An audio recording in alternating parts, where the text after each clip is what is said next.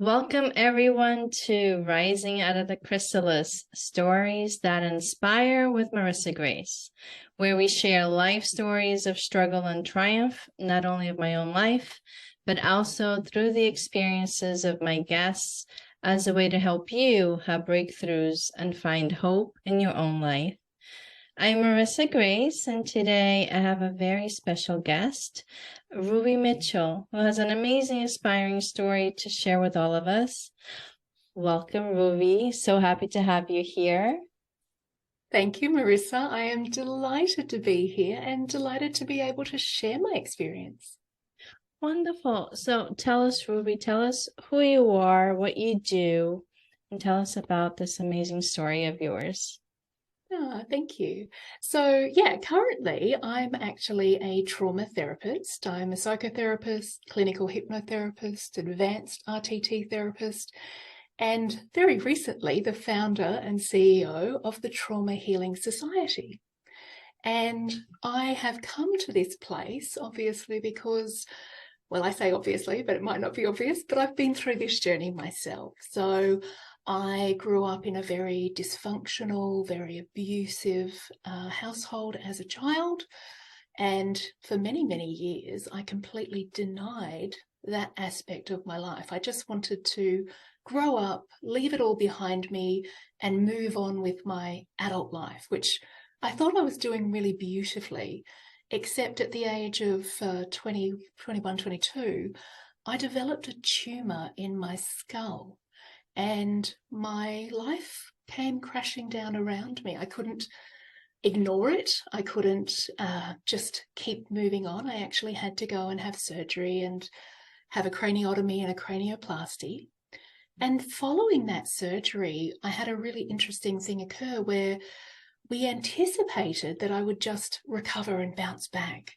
And that didn't happen for me. So this tumor that occurred was actually the beginning of an unraveling or an unbecoming. It was the very first hint that the people that raised me may not have actually been my biological family. But that was something that I hadn't been willing to look at, or I hadn't been willing to investigate, although the suspicions were always there in my heart. And when I didn't recover, I had this period of about 2 years where I had severe neurological symptoms, and it was constant investigation. And then I did sort of start to recover and get better, and then I got sick again. And it was the same thing. I went through the recovery and I managed to get back on my feet, and then I got sick again. And it was actually 14 years before we discovered that that initial tumor that I had was actually a form of recurrent cancer called Langerhans cell histiocytosis. So obviously, finally getting that diagnosis was a big, massive puzzle piece. But when I had the original tumor, there was a genetic component, and that was where those questions were asked. And then as I continued to have these illnesses come up and recover and come up, it was as if it was just my consciousness was trying to bring it to my attention that there was something there that I really needed to look at. But I just couldn't get to that stage. And over that 14-year period, obviously a lot of things happened with my health and other memories that resurfaced. And I did actually disconnect from that family that I was raised in as a way to heal myself. And at the same time, in the year that I finally found out about this recurrent cancer, I was also diagnosed with complex PTSD. And that felt like the final straw for me. It felt like one too many things that were on my plate. And I was extremely frustrated because I was going through therapy and it wasn't helping me. I would often go into my sessions and I would come out feeling worse and really struggling. And I had a really difficult moment when I received that diagnosis, and I looked at the therapist and I said, what does that mean for me? Like, now that I have this and we know what I'm dealing with, what does that mean for me?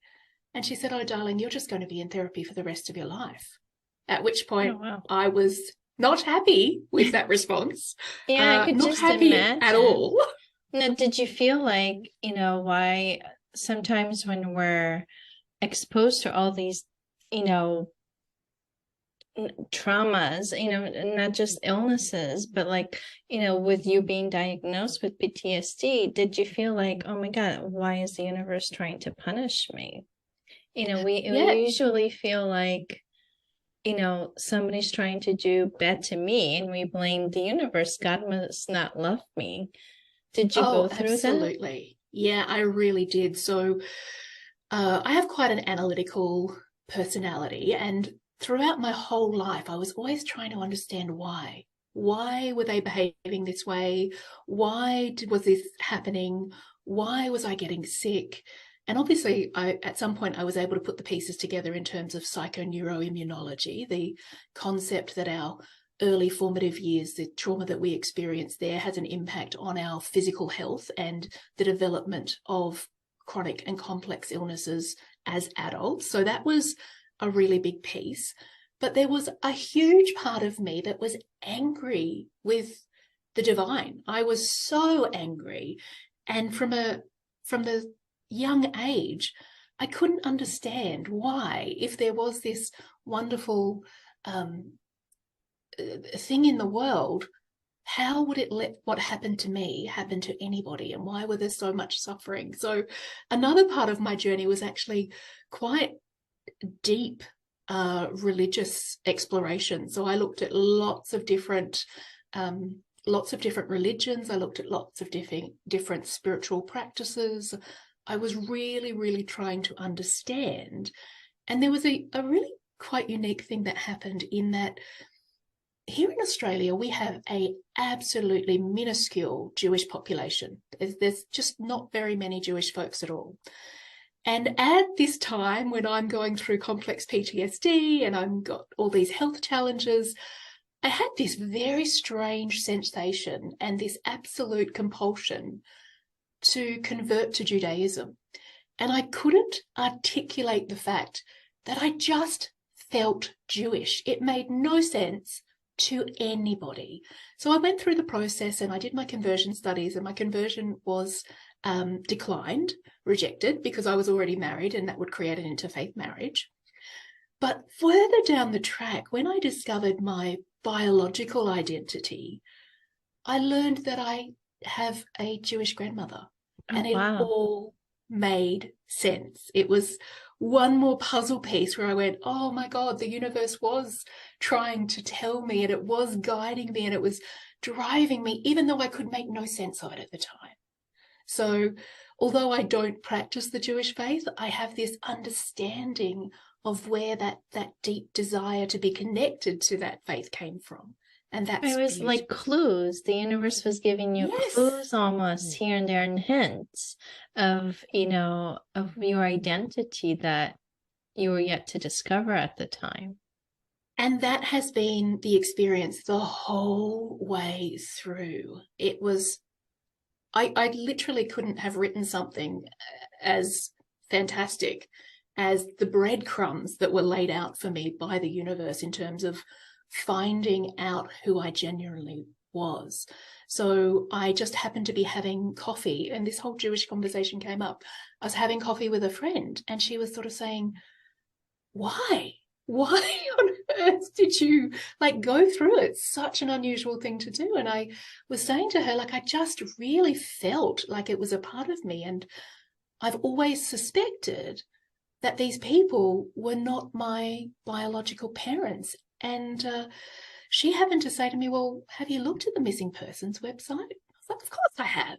But I was looking for a missing baby. I was always looking for myself. And so I had this conversation with her, and then I stopped and I had a chat with another friend who was a former detective. And I was telling her about this conversation, and she looked at me and she said, darling, you know who these people that raised you were. You know what they were capable of. You need to be looking for your mother. And that was an absolute mic drop moment in my life, because I had never considered looking for a mother. It didn't occur to me that would be something to pursue. Did And you that's assume that probably your mother was no longer here?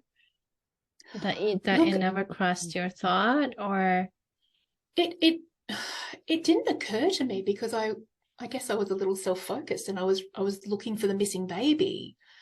I'd never thought until someone put the idea out there that I might have been stolen or that I might have been procured. I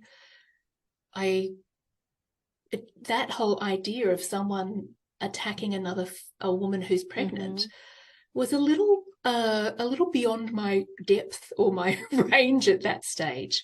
So you can imagine the absolute shock that I went into when at 11 o'clock that night, it suddenly occurred to me that I hadn't looked at this website and I really should go and have a look. And the first person came up and it was clearly, obviously a no. But the second individual that came up in my search turned out to be my biological mother. oh And wow. when her image came up on the screen, it was like looking at a teenage version of myself. Now, for someone who had never borne a resemblance, who had never looked like anyone, who had always looked quite different to everyone in my family, this was really confronting. I will never forget the moment of the first time I saw her face. And I called my husband in and he sort of looked at me and he looked at the screen and he just uttered quite an obscene swear word because there was no question, like there was no denying that was they were related. Yeah. this was my mom. And so then I went on this whole journey of discovery with the missing persons department and DNA testing against my biological grandmother and, putting all these pieces together. And that was a very long process. I would love to say that it happened really quickly, but the truth is it happened over many, many years. So it was almost 18 months before we could even do the DNA testing because they had to hold a coronial inquiry as to whether or not it was viable to do testing against me. But in that time frame, there were so many things that we uncovered about the people that did raise me that I thought I knew how how dysfunctional they were, but I was about to learn that it was much more multifaceted than I was aware. So there was just shock after shock after shock after shock. And then some of it, as we were uncovering it, some of it started to make sense because there was another component to this where I'm actually biologically 2 years younger than I was raised to be. So that was, again, that was shocking. But when I looked back and I went, oh, well, that explains why I was so late to develop compared to all of my friend group. And that explains why I was essentially quite emotionally immature compared to my friend group. Well, yeah, that answers a lot was, of questions. And, 2 years is a big difference, as a young child, going to school and being with your peers. That's a really big difference. Well, when I started kindergarten, I still needed to have a nap and a drink of milk, and they just gave me a blanket and let me sleep in the corner. And the other kids used to tease me about being a baby. And that was a thing that I went through all my life was this, I was such a baby and I had to stop being a baby. And now I look back at it and I go, oh, but I was a baby. Like I was Yes. so young. And it's so interesting. And again, just because my son, at the time that we were uncovering all of these details, my son was 2.5 and he's very, very tall as I was. And people would ask me, when was he starting school? He'd walk into a shop and people would say, oh, is he getting ready for school next year? I was like, no, he's only 2. Like, really? Yeah, no, he's only 2. So if we hadn't had him at that age as well, it would have been a little bit harder for me to understand how they could get away with passing me off for being so much older. But having him be that age, again, the universe was going, oh no, this is real. This is real. It gave you a son, with your same dimensions of height and so forth to give you more clues.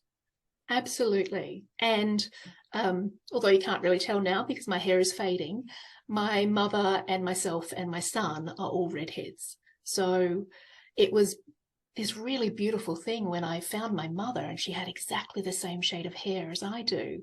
And looking at my son as he was growing up and going, oh, it's exactly the same as it was for me, but obviously now as it was for my mother. There were just these beautiful connections that were really nice. Oh my God, that's wonderful. Now, what I want to know is how did you overcome all this trauma? Because this must have left such an impact emotionally, physically. We know about the tumors because, Yeah. you suffered a lot through that. But emotionally, how Yeah, did you overcome, and got through all of it? it's fair to say that I was a complete mess. And when obviously traditional therapy wasn't going to work for me, I went out and I sort of looked at, okay, what else is available in the world? What else is there that might be helpful? And that journey led me to hypnotherapy and more specifically to rapid transformational therapy. And I had gotten to a place. So in 2016, I traveled to London and I trained to become a hypnotherapist. And at that stage, I was in a place where I just had so many more questions than I had answers for. And I was so frustrated and I just felt like I couldn't do any more because I didn't have the information. And so when I went to London, I was lucky enough to train in rapid transformational therapy, which is a form of regressive hypnotherapy. So you take the person back to scenes from their past. Now, I was doubly lucky in the fact that I was actually asked if I would like to be a volunteer. And I very naively did not connect my trauma with what was going on with me physically, despite the fact that I had some awareness of it. So when I got up on stage, I just wanted to know why my life was all about pain and suffering, because that felt like the common theme. And so it was quite extraordinary when we went back to different scenes. And the very first scene that we went to was when I was being handed over to the people who would raise me. And what I discovered was that I was actually raised by my mother's best friend. So the two of them disappeared together. And although my mother died shortly after childbirth because I threw to my father's physiology, so I was quite heavy set and big built, she was a tiny, tiny little human that was 5'4". So she didn't survive that experience. But I was raised by her best friend for those first 2.5 years of my life. And it was the most incredible blessing you could ever imagine because she just poured so much love into me. And there was this incredible scene where she was handing me over to them, and the people around her had convinced her that I needed to be raised in a family. And she was so apprehensive. I could feel her body shaking as she was holding me and telling me that this was going to be my new family and it was going to be wonderful. And even in this scene, I could feel the conflict within her. And so that answered a massive question for me because I never knew how they got me. The next scene that we went to was a scene around someone had actually reported them, and we were pulled over by the police on the way back to their home, and how they had hidden me so that the police didn't know I was there. And that was quite terrifying as well. And then the third scene that we went to was the father changed his mind. The very first night he wanted to take me back. He didn't want me. He didn't want anything to do with me. Now, they had actually taken me because they themselves had had a child that he had killed in a fit of rage.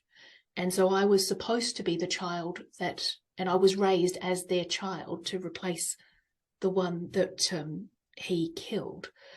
So this, if you can imagine, in the space of about an hour, I went from I know nothing to, oh my goodness, this is starting to fill in the gaps, and it's extraordinary. And then over the time, the 2 weeks that I was there in London, I was doing these sessions every day because I was practicing with my fellow students. And so I got to discover my birth name, which 6 months later, I legally changed my name to go back to the name that my mother gave me, which is Ruby, and not the name of the child that I was raised believing I was. And that in of itself was, it was absolutely It's amazing. life-changing. A name changes so many things within a person. I also discovered my original date of birth. So other than celebrating my legal identity, I can now celebrate on the day that I know I came into the world, which is a little bittersweet because it's also obviously the anniversary of my biological mother's death. And there was so much healing that I had to do around that as well. The whole idea that my existence caused her demise, but that was easier for me and lessened by the times that I had gone through regressive hypnotherapy back into the womb.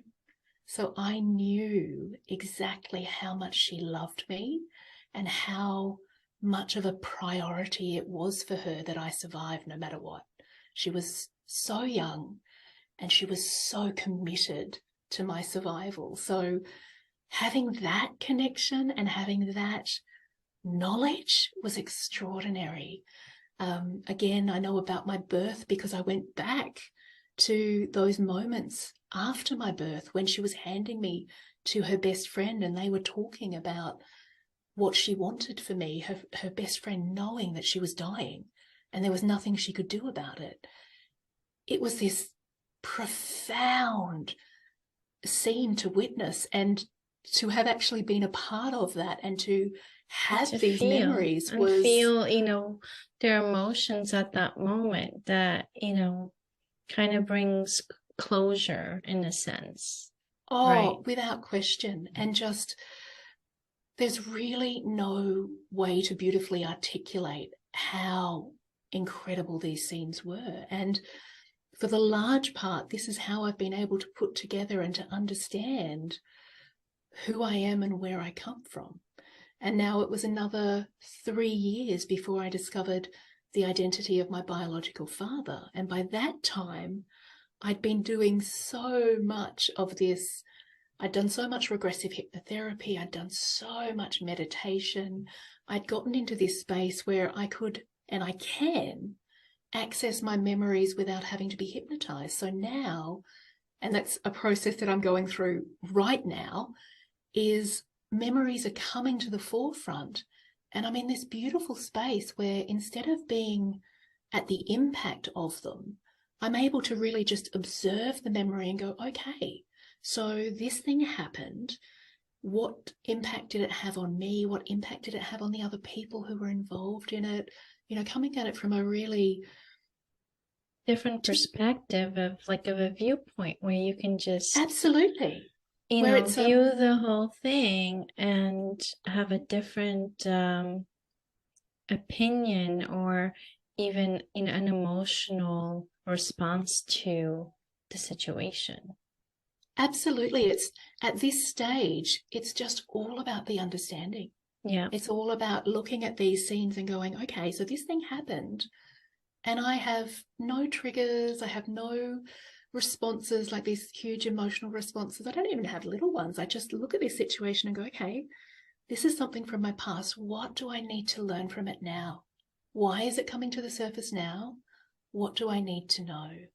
And this is largely how I came to my father's identity. And it was memories. So it was memories of times when I had actually been in his presence.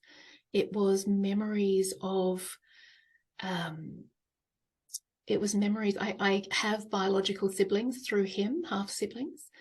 And it was times that our paths had crossed. And it was such an incredible thing. I was talking again with a friend and sort of decompressing, and she sort of went, oh, do you think you're part of this? And I was like, oh, I have heard of that. And no, I hadn't put those pieces together.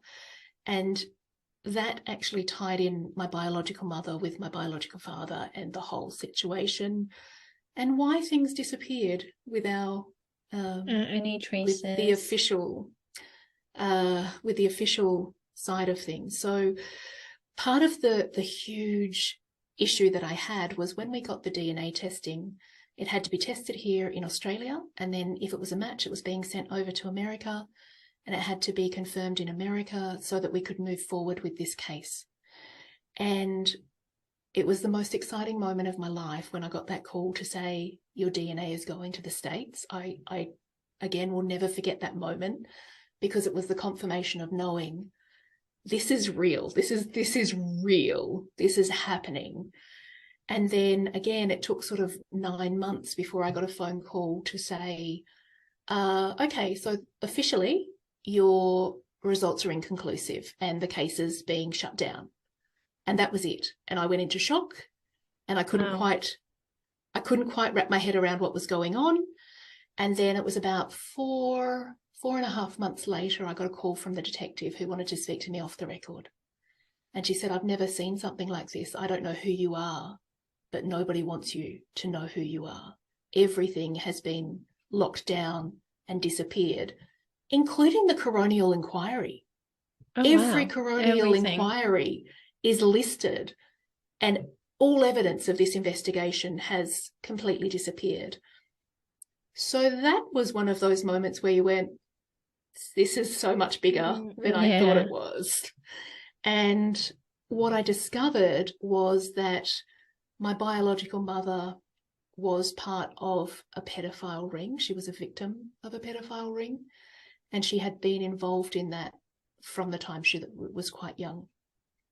When she was introduced to my biological father, he was significantly older, but he was able to offer her a layer of protection in that he was able to stop everything else that had been happening to her, and she was essentially his exclusively.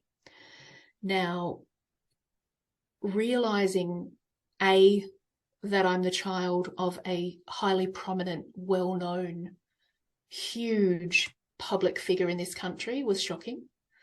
Coming to terms with the fact that that man was a pedophile, and coming to terms with the fact that my mother absolutely adored him. This was a whole lot of information that I had to process through, because as an adult woman and a mother and a therapist, I had a whole lot of judgment about all of this situation. And as long as I had that judgment, it was making me incredibly ill. And when I could get to that place, and it happened relatively quickly, but it took me some time, where I realized I had to let go of my judgments. I had to let go of my interpretation of their relationship, and I had to trust what I knew from my mother. If he was truly an evil person, she wouldn't have had the affection that she had for him, although I am aware of trauma bonding. But for her, it was very real and very tangible, and he was her white knight. And so I had to embrace that truth for her and let go of my judgments. And there was just so much. There was just so much that I had to come to terms with, again, because when I discovered who he was, in the same way that I bore a resemblance to my mother, I bear a resemblance to my father. And if anything, I'm actually more like him. And that was very, very difficult for me. It was, and it probably took me a good 12 months to be able to reconcile the fact that it's okay for me to be who I am, and that I can actually be proud of that lineage despite his choices and his actions, which I don't obviously approve of.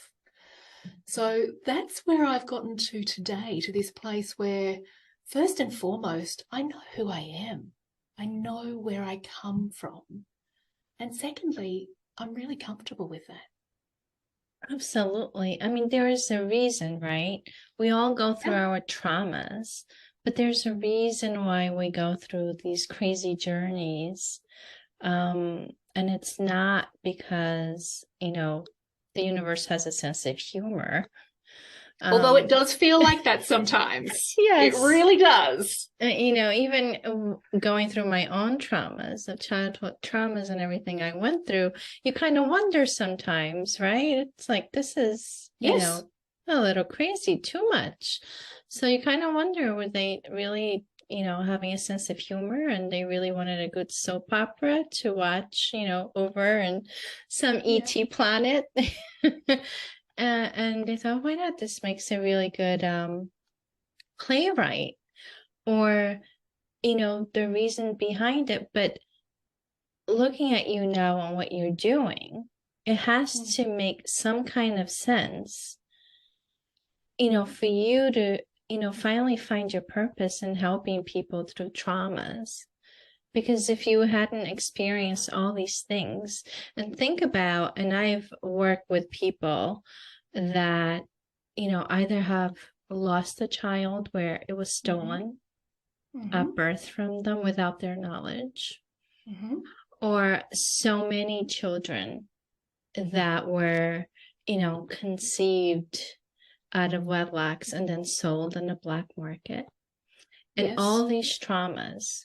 I mean, no one can, you know, be able to help families and children that are going through that process unless themselves they've gone through a crazy journey like yours. Absolutely. And that has been how my business has grown and become incredibly successful, because my sessions with Marisa were actually filmed, and they were put up into the training module for her methodology, which at the time was really, really confronting for me, because thousands, tens of thousands of people have watched those videos.